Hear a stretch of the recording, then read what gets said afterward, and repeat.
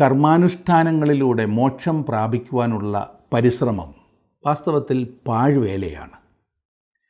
എന്നെ ഞാൻ നൽകാതെ എനിക്കുള്ളവ മാത്രം നൽകുന്നതിൽ ദൈവം പ്രസാദിക്കുന്നില്ല എന്നതാണ് വാസ്തവം.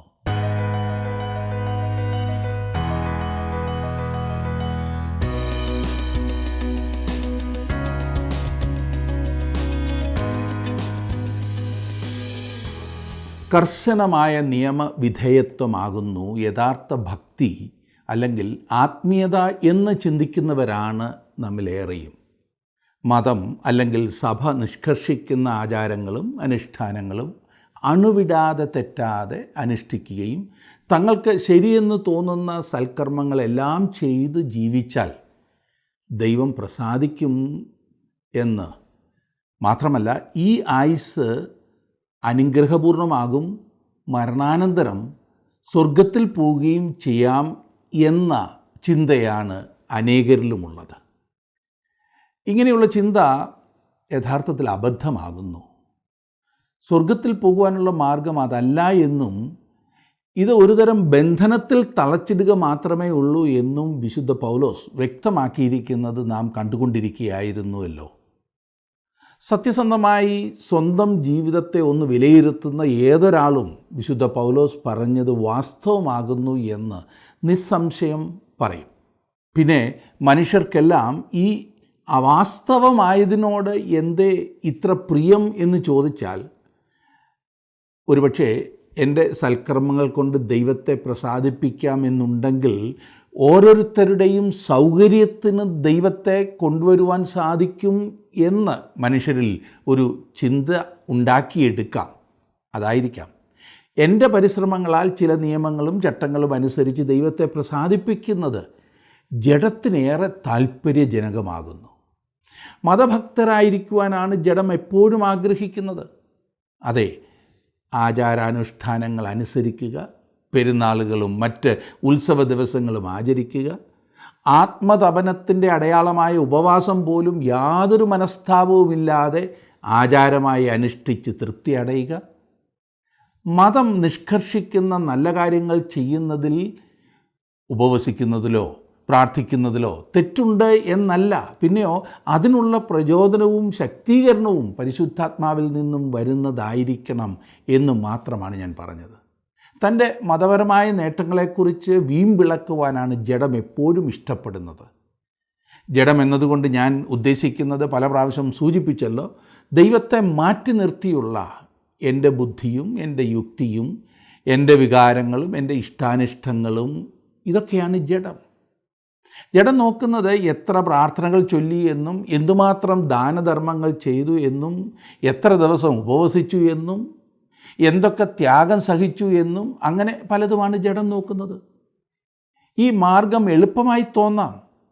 ദൈവത്തിന് എൻ്റെ സൗകര്യത്തിന് വല്ലതും കൊടുത്താൽ അവൻ എന്നെ സംരക്ഷിച്ച് എന്നെ അനുഗ്രഹിക്കുമെങ്കിൽ ആരാണ് കൂടുതൽ മെനക്കെടുവാൻ പോകുന്നത്? ആണ്ടിൽ 50 ദിവസം നോമ്പ് നോറ്റ് കടമുള്ള ദിവസങ്ങളിൽ പള്ളിയിൽ പോകുകയും കുമ്പസാരിക്കുകയും കുർബാന കാണുകയോ കൊള്ളുകയോ ഒക്കെ ചെയ്താൽ സ്വർഗത്തിലെ സകല ആത്മീയ അനുഗ്രഹങ്ങളാലും എന്നെ വാരിക്കോരി അനുഗ്രഹിക്കുന്ന ഒരു ദൈവമുണ്ടെങ്കിൽ ആണ്ടു മുഴുവൻ ദൈവത്തെ വിളിച്ച് നടക്കുന്നവൻ മണ്ടനല്ലേ? ഈ മതപരമായ നിയമവാദത്തിൻ്റെ മറ്റൊരു പ്രത്യേകത, ഇത് ഇന്ദ്രിയങ്ങൾക്കേറെ ആകർഷകമായി തോന്നും. പഞ്ചേന്ദ്രിയങ്ങൾക്ക് ദൈവത്തെ ആത്മാവിലും സത്യത്തിലും ആരാധിക്കുന്നതിന് പകരം നിയമാധിഷ്ഠിത ഭക്തിയിൽ ഊന്നി ജീവിക്കുന്നവർ തൻ്റെ ഇന്ദ്രിയങ്ങളെ തൃപ്തിപ്പെടുത്തുന്ന തൻ്റെ തന്നെ മാർഗങ്ങൾ കണ്ടുപിടിക്കും. അവന് വിശ്വാസത്തിൽ നടക്കുക എന്നാൽ ഒരു രുചിയും മണവുമില്ലാത്ത എന്തോ ഒന്നാകുന്നു. ഈ ബാഹ്യമായ കാര്യങ്ങളെല്ലാം നിത്യതയിലേക്ക് വിശ്വാസം നോക്കുന്ന ജനാലകൾ മാത്രമാകുന്നു എന്ന് മറക്കരുത്. അവയിൽ തന്നെ അവസാനമല്ല. ആചാരങ്ങളോ അനുഷ്ഠാനങ്ങളോ ആവശ്യമെങ്കിൽ അവ ദൈവത്തിലുള്ള നമ്മുടെ വിശ്വാസത്തെ വർദ്ധിപ്പിക്കുന്നവയായിരിക്കണം, അല്ലെങ്കിൽ അവ അർത്ഥശൂന്യമാണ്. മതത്തിൽ ആശ്രയിക്കുന്ന ഒരു വ്യക്തിക്ക് തന്നെ മറ്റുള്ളവരുമായി എപ്പോഴും താരതമ്യപ്പെടുത്തുന്നതിലാണ് സന്തോഷം. അവർ അങ്ങനെ അളന്നുകൊണ്ടേയിരിക്കും. ഞാൻ ഇന്നാരേക്കാൾ കൂടുതൽ ചെയ്തു, ഇന്നാരേക്കാൾ കൂടുതൽ കൊടുത്തു, അതുകൊണ്ട് ഞാൻ ഇന്നാരേക്കാൾ നല്ലവനാണ് എന്ന ചിന്ത. ഇങ്ങനെ താരതമ്യപ്പെടുത്തുമ്പോൾ ഉണ്ടാകുന്ന ആ സ്വയം സംതൃപ്തിയിലാണ് അനേകരും കഴിഞ്ഞുകൂടുന്നത്. എന്നാൽ ഒരു ക്രിസ്തു വിശ്വാസി തന്നെ ക്രിസ്തുവുമായിട്ടാണ് താരതമ്യപ്പെടുത്തേണ്ടത്, മനുഷ്യരുമായിട്ടല്ല. കൃപയിൽ ജീവിക്കുന്ന ഒരു ദൈവപൈതലിൻ്റെ ആത്മീയ നടപ്പിൽ നിഗളത്തിന് യാതൊരു സ്ഥാനവുമില്ല. എന്നാൽ നിയമാധിഷ്ഠിതമായി ജീവിക്കുന്ന ഒരുവൻ തൻ്റെ അല്പസ്വല്പമുള്ള സൽക്കർമ്മങ്ങളെക്കുറിച്ച് വീരവാദം മുഴക്കുന്നവനായിരിക്കും. ദൈവകരങ്ങളിലേക്ക് സ്വയം വിധേയപ്പെടുത്തുന്നതിന് പകരം അകലെ മാറി നിന്ന് സ്വന്തമായി എന്തെങ്കിലുമൊക്കെ ചെയ്ത് തൃപ്തി അടയുവാനാണ് മനുഷ്യരൊക്കെ ആഗ്രഹിക്കുന്നത്. ദൈവം നൽകിയിരിക്കുന്ന വചനം അതുപോലെ വിശ്വസിച്ച് അവിടുത്തെ കൃപയിൽ ആശ്രയിക്കുകയാണ് വേണ്ടത്. അത് മാത്രമാണ് അനുഗ്രഹത്തിനുള്ള മാർഗം. ദൈവവുമായി ബന്ധപ്പെടുവാനും ഒരേ ഒരു മാർഗമേ ഉള്ളൂ. ഇതത്ര വിശുദ്ധ പൗലോസ് ഗലാത്യർക്ക് ലേഖനം എഴുതുമ്പോൾ അതിൽ വ്യക്തമാക്കുന്നത്. അത് മനുഷ്യവർഗത്തിൻ്റെ രക്ഷയ്ക്കായി ശാപമായി തീർന്ന ക്രിസ്തുവിൽ വിശ്വസിക്കുക എന്നുള്ളതാണ്. ഇന്നത്തെ പഠനത്തിൽ നമുക്കത് കുറേ കൂടി വ്യക്തമാക്കുന്ന ഒരു ഭാഗമുണ്ട്. ഗലാത്യ ലേഖനം 3-ാം അധ്യായത്തിൻ്റെ 14-ാം വാക്യം വരെ നാം ചിന്തിച്ചിരുന്നു. ഗലാത്യ ലേഖനം 3-ാം അധ്യായത്തിൻ്റെ 15 മുതൽ 22 വരെയുള്ള വാക്യങ്ങൾ നമുക്ക് തുടർന്ന് ചിന്തിക്കാം. ആ ഭാഗം എടുത്ത് നമുക്കൊരുമിച്ച് വായിച്ച് ആ ഭാഗം ധ്യാനിക്കാം. ഗലാത്യ ലേഖനം 3-ാം അധ്യായത്തിൻ്റെ 15 മുതൽ 22 വരെ.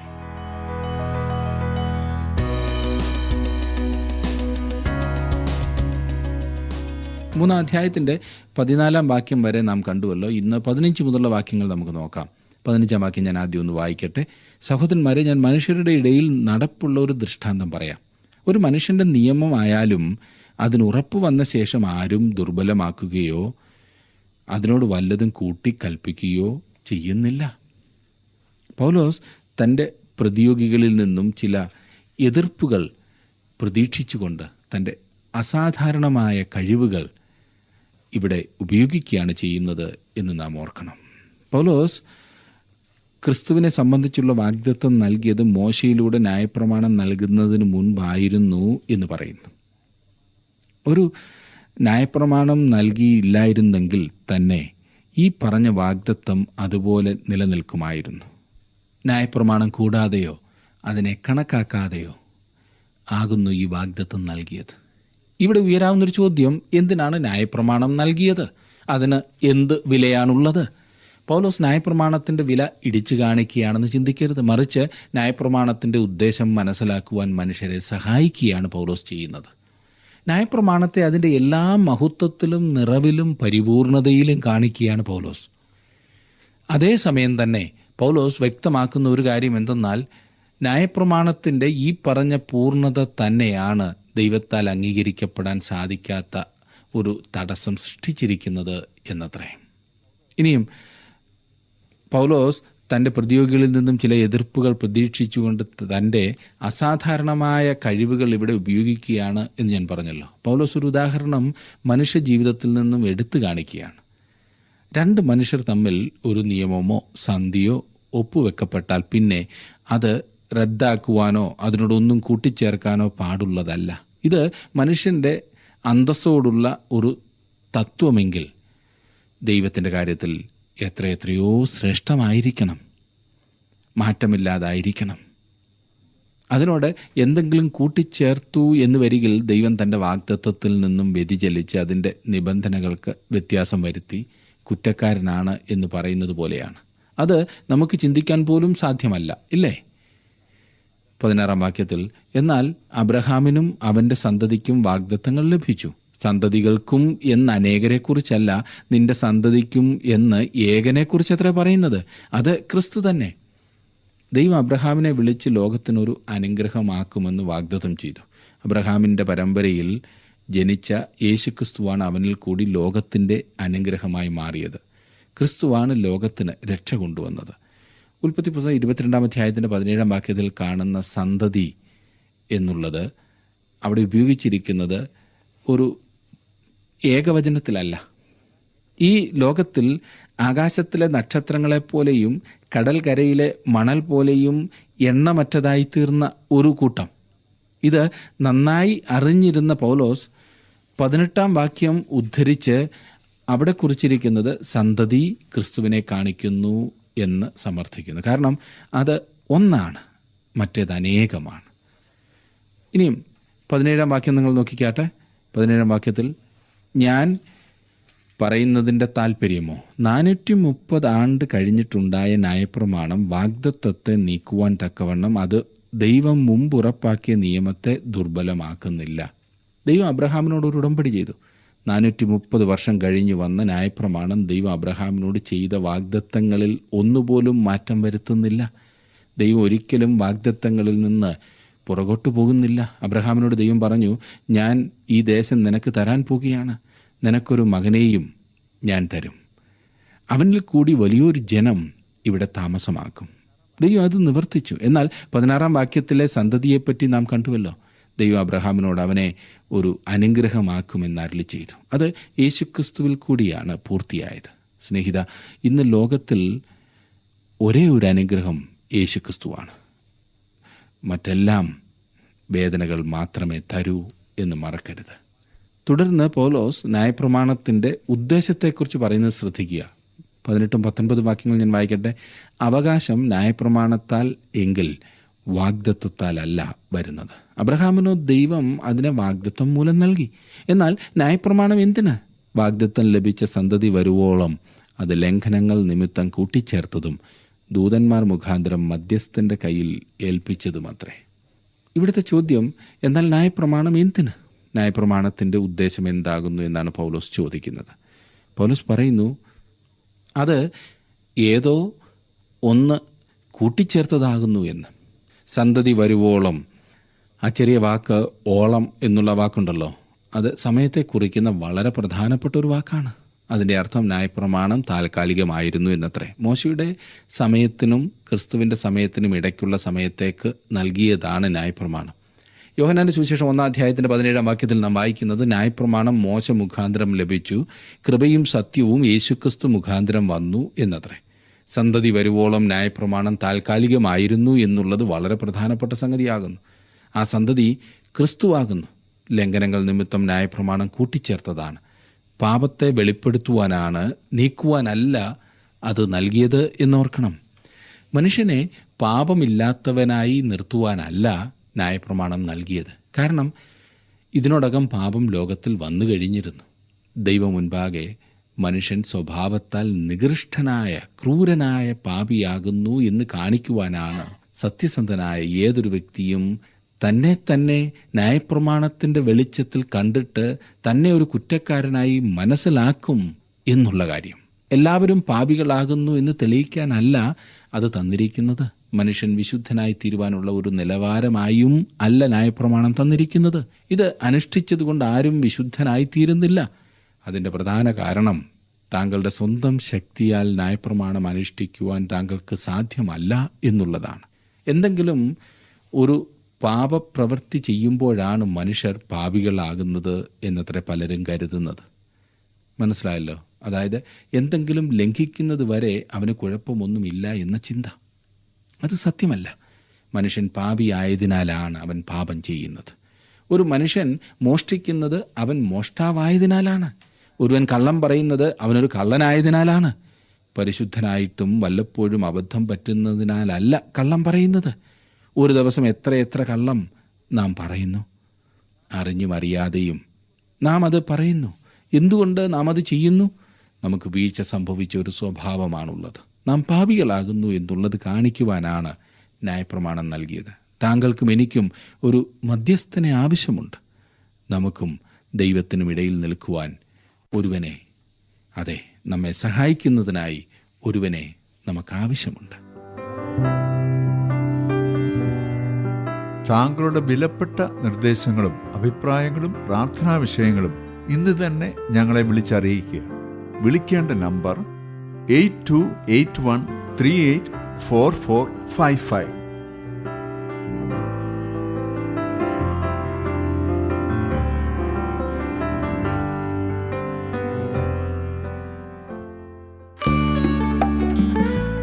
ഇന്നത്തെ പ്രോഗ്രാം താങ്കൾക്ക് ഇഷ്ടപ്പെട്ടുവോ? എങ്കിൽ ഉടൻ തന്നെ ഞങ്ങൾക്കൊരു മിസ് കോൾ തരിക. അടുത്ത വിജയി ഒരുപക്ഷെ താങ്കളായിരിക്കാം.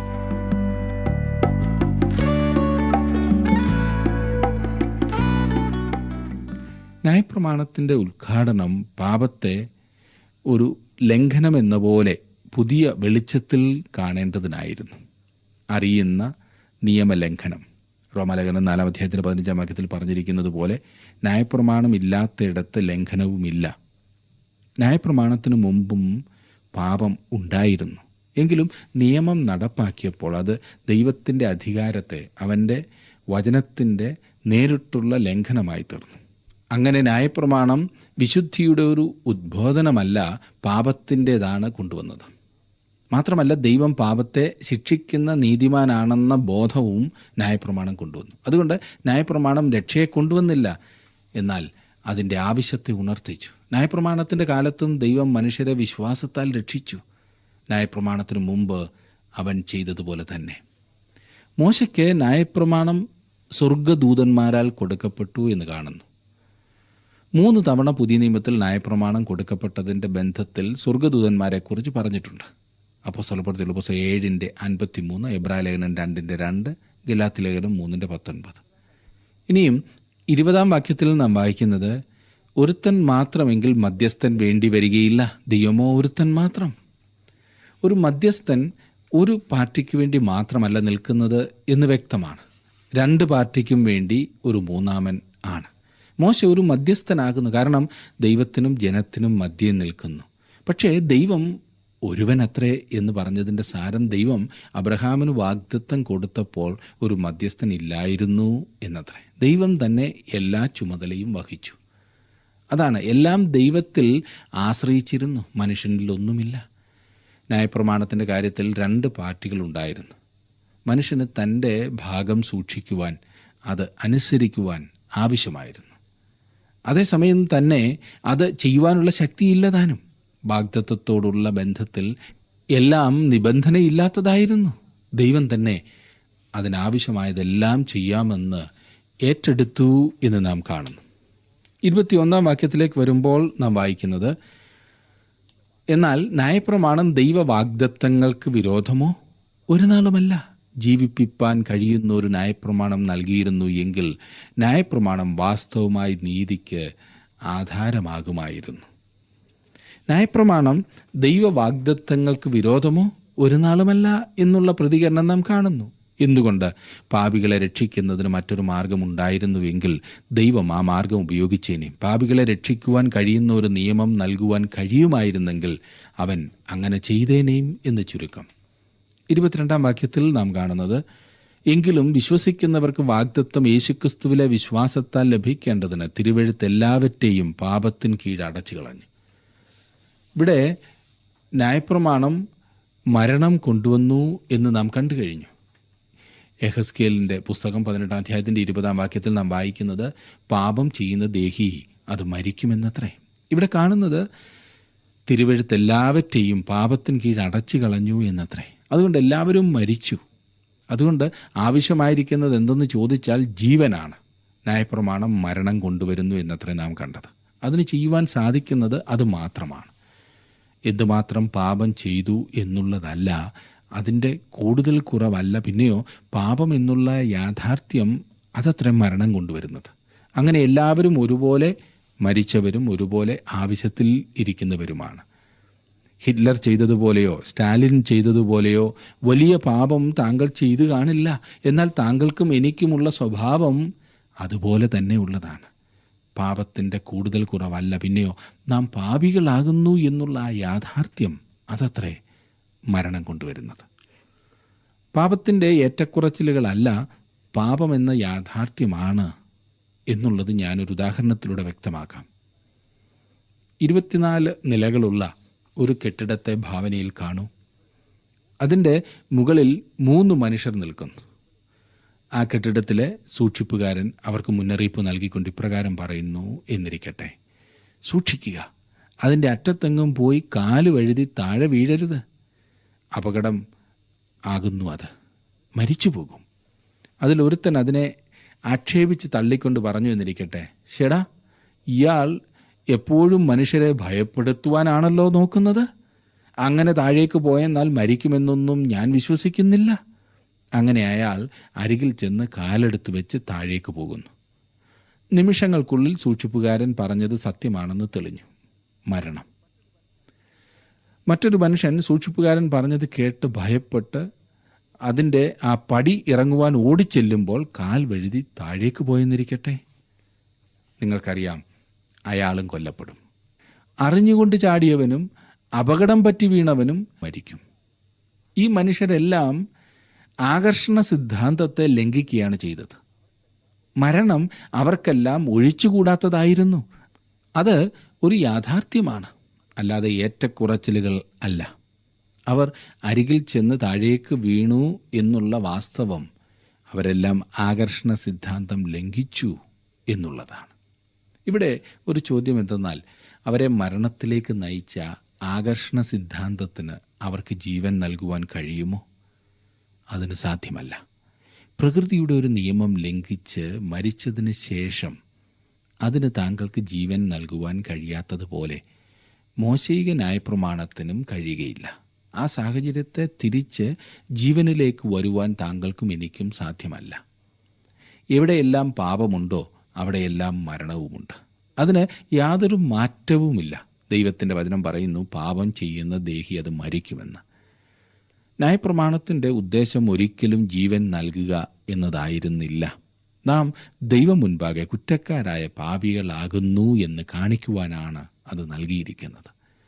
എന്നാൽ പുതിയ നിയമത്തിലേക്ക് നാം വരുമ്പോൾ, കർത്താവായ യേശുക്രിസ്തുവിൽ വിശ്വസിക്കുന്ന ഒരു വ്യക്തിക്ക് അവൻ എത്ര വലിയ പാപിയായിരുന്നാലും, എത്ര ഭയാനകമായ പാപം ചെയ്തവനാകുന്നു എങ്കിലും യേശുക്രിസ്തുവിൽ വിശ്വസിച്ച് യേശുക്രിസ്തുവിനെ കൈക്കൊള്ളുമ്പോൾ, യേശുക്രിസ്തുവിനെ തൻ്റെ ജീവിതത്തിൻ്റെ എല്ലാമായി കണ്ട് ജീവിതത്തെ അവിടുത്തെ കരങ്ങളിലേക്ക് സമർപ്പിക്കുമ്പോൾ ദൈവം അവനെ രക്ഷിക്കുന്നു, അവനെ നിത്യജീവൻ്റെ അവകാശിയാക്കി തീർക്കുന്നു. ഈ വലിയ സത്യം മറ്റെവിടെ കാണുവാൻ സാധിക്കും? ഇത് സങ്കുചിത ചിന്താഗതി കൊണ്ടാണ് ഇങ്ങനെ പറയുന്നത് എന്ന് പറഞ്ഞാൽ, സത്യം എപ്പോഴും സങ്കുചിതമാണ് സുഹൃത്തെ.